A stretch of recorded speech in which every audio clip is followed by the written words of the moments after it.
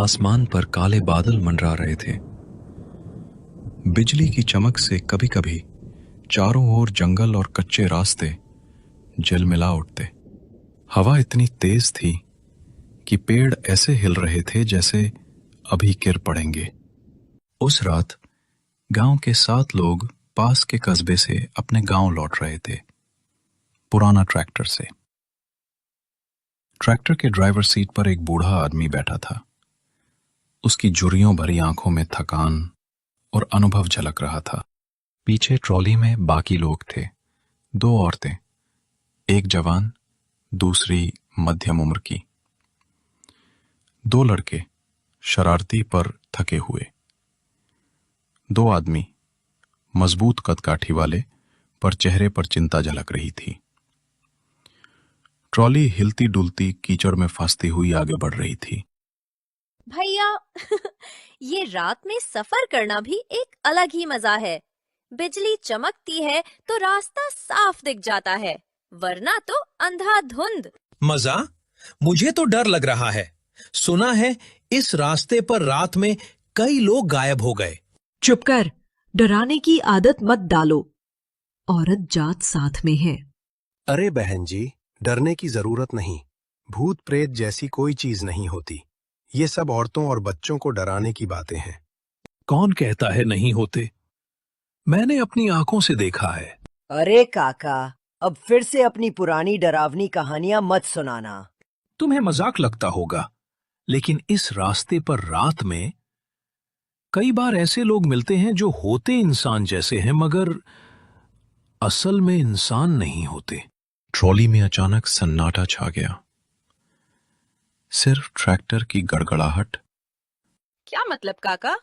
इंसान जैसे पर इंसान नहीं?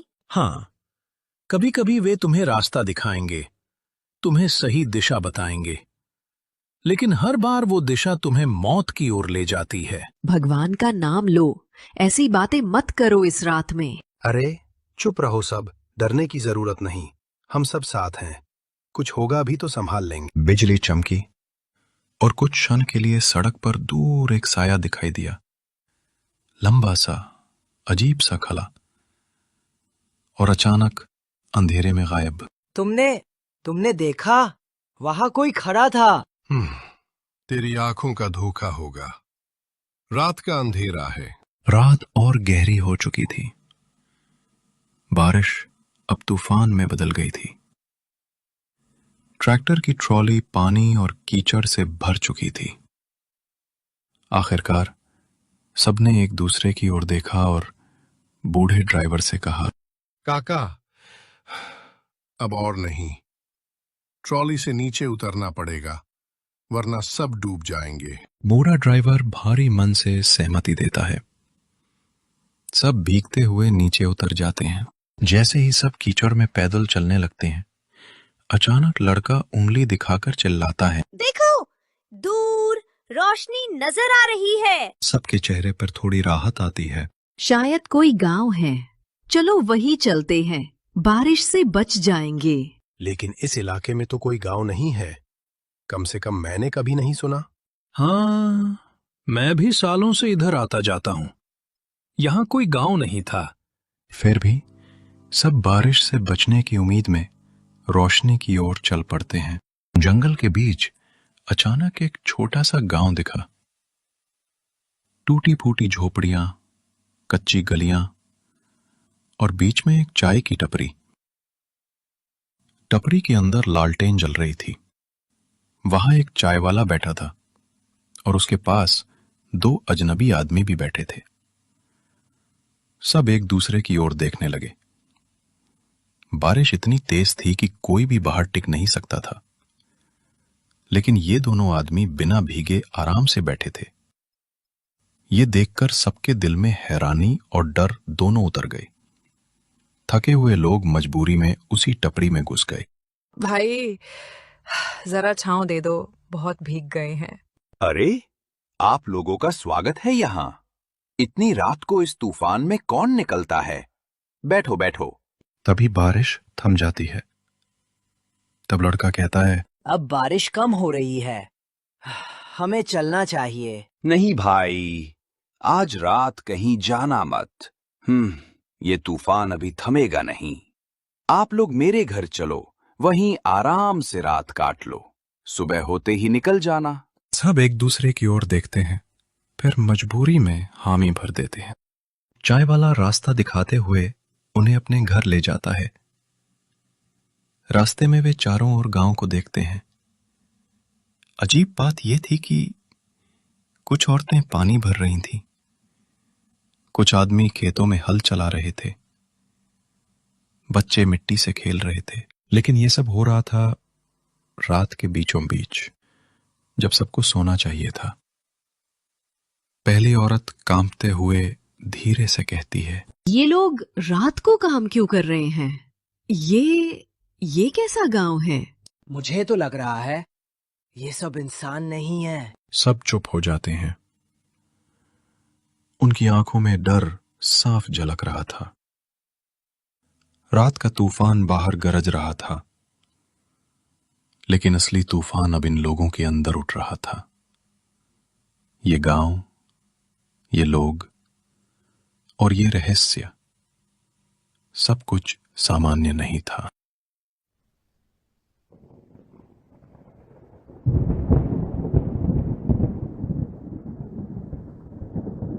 तूफान और भयानक हो चुका था।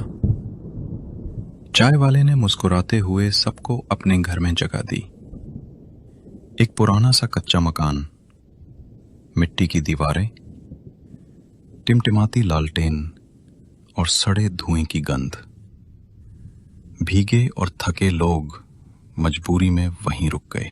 आराम करो, सुबह होते ही रास्ता साफ हो जाएगा। सबको बिस्तर पर बैठा दिया गया, लेकिन माहौल अजीब था। बाहर अब भी गांव वाले काम कर रहे थे। कोई आटा पीस रहा था, कोई लकड़ियां काट रहा था। ये लोग रात को भी काम क्यों कर रहे हैं? क्या ये कभी सोते नहीं? मुझे लग रहा है कुछ गड़बड़ है। बूढ़ा ड्राइवर चुपचाप सब सुन रहा था। उसकी आंखें संदेह से भरी थीं। आधी रात, सब बिस्तरों पर लेटे थे। अचानक दूसरी औरत की नींद खुली। उसने दरवाजे के बाहर से अजीब आवाजें सुनी। ठक ठक ठक, जैसे कोई भारी हथौड़े से जमीन खोद रहा हो।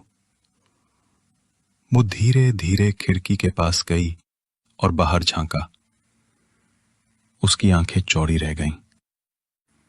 गांव के बीच लालटेन की रोशनी में गांव वाले मिलकर मिट्टी खोद रहे थे। उनके चेहरे भावहीन थे, आंखें बिल्कुल सफेद, और सब एक सुर में बुदबुदा रहे थे, आजा आजा। औरत डरकर पीछे हट गई और कांपते हुए बाकी सबको जगा दिया। बाहर सब पागल जैसे गड्ढा खोद रहे हैं और मंत्र बोल रहे हैं। लड़के ने हिम्मत करके खिड़की से झांका। उसने देखा गांव के बीच बहुत बड़ा गड्ढा खोदा जा चुका था। उसमें लालटेनें टंगी थीं और चारों ओर गांव वाले मंत्र गा रहे थे, आजा आजा आजा। गांव के लोग उस गड्ढे के अंदर मानव खोपड़ियां और हड्डियां डाल रहे थे। ये जगह कब्रिस्तान है। चाय वाला अचानक कमरे में आ गया। उसके चेहरे पर वही अजीब मुस्कान थी। तुम लोग अब जान ही गए हो, ये गांव दिन में सोता है और रात को जागता है, क्योंकि ये गांव इंसानों का नहीं। तुम लोग कौन हो? हमें क्यों फंसाया? तूफान कोई संयोग नहीं था। जो भी इस रास्ते से गुजरता है उसे हम बुलाते हैं। ताकि वो हमेशा के लिए इस गांव का हिस्सा बन जाए। रात गहराती जा रही थी। चाय वाले की मुस्कान और गांव वालों की आवाजें सबके दिलों में डर को और गहरा कर रही थीं। बाहर लोग लगातार मिट्टी खोद रहे थे, मानो किसी बड़ी चीज की तैयारी कर रहे हों। तुम सब सोच रहे हो ये गड्ढा किस लिए है? ये गड्ढा तुम्हारे लिए है। आज रात तुम सब यही दफन किए जाओगे। हमें छोड़ दो, भगवान के लिए छोड़ दो। भगवान यहां नहीं आते। ये गांव उनका नहीं है। ये गांव सिर्फ मौत का है। बाहर गांव वाले भी बदलने लगे। उनके चेहरे सूखकर खोपड़ी जैसे हो गए। उनकी आंखों में कोई जान नहीं थी, सिर्फ खाली सफेद गड्ढे। जल्दी भागो! सब बाहर दौड़ने लगे। पीछे से गांव वालों की चीखें और गुर्राहट गूंज रही थी। चाय वाला चिल्ला रहा था, भागो मत, अब तुम सब इस गांव का हिस्सा हो। कोई भी यहां से बाहर नहीं जा सकता। बारिश रुक चुकी थी, लेकिन जंगल का अंधेरा और भी गाढ़ा हो गया था। गांव की गलियों में हर मोड़ पर साए खड़े थे। कहीं से भी निकलो, रास्ता उसी गांव की ओर वापस ले आता था। गांव वाले अब उनके पीछे थे। उनकी आंखें सफेद चमक रही थीं और उनके मुंह से अजीब सी फुसफुसाहट निकल रही थी। आजा, आजा, आजा। हम कहीं निकल क्यों नहीं पा रहे? ये जगह जैसे हमें बांध रही है। ये कोई साधारण गांव नहीं है, ये शापित जगह है। अचानक दूर एक पुराना खंडहर दिखा। वहीं एक सफेद दाढ़ी वाला बूढ़ा साधु बैठा था। उसके आंखों में गहरी चमक थी। रुको, यहां आओ। सब घबराकर उसके पास पहुंचते हैं। साधु गहरी सांस लेता है और कहता है, तुम लोग इस गांव में कैसे आ गए?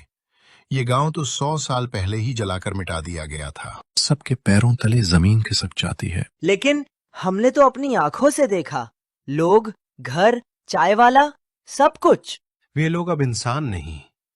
ये गांव उस रात का कैदी है जब यहाँ के सब गांव वाले काली साधना में मरे थे। उनकी आत्माएं हर आधी रात को जिंदा हो उठती हैं और जो भी इस रास्ते से गुजरता है उसे अपने साथ खींच लेती हैं। सब सन्न रह जाते हैं। बाहर से फिर वही आवाज आती है, आजा, आजा। तो अब हमारा क्या होगा? साधु आंखें बंद करके मंत्र जपने लगता है। फिर धीरे से कहता है, इस गांव से बाहर जाने का एक ही रास्ता है, बलिदान। या तो तुम में से कोई एक इस गड्ढे में समा जाए, या फिर तुम सब यहां हमेशा के लिए कैद हो जाओगे। सबके चेहरों पर मौत का साया उतर आता है। तभी गांव वाले चीखते गुर्राते खंडर के बाहर पहुंच जाते हैं।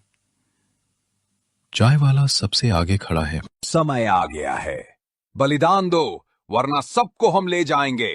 जल्दी फैसला करो, एक को अपनी जान देनी होगी ताकि बाकी बच सकें। अब सबकी जान दांव पर थी। कौन देगा बलिदान?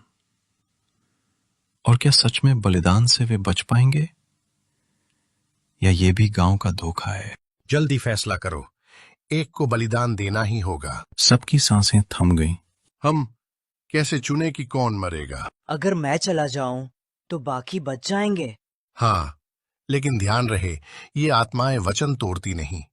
एक गया तो बाकियों को जाने देंगी। लड़का आगे बढ़ने लगता है, पर बूढ़ा ड्राइवर उसका हाथ पकड़ लेता है। नहीं बेटा, तेरी उम्र नहीं है मरने की। अगर किसी को जाना है तो मैं जाऊंगा। वो लोग वहां से भागकर फिर से गांव पहुंच जाते हैं। बाहर पहुंचकर वे देखते हैं कि गांव की गलियां फिर से बदल गई हैं।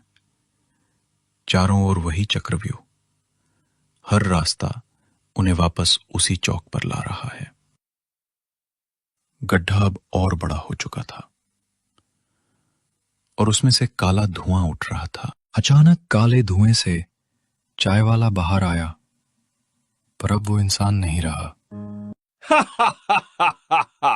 अब तुम सब मेरे हो। ये गड्ढा तुम्हारी कब्र बनेगा।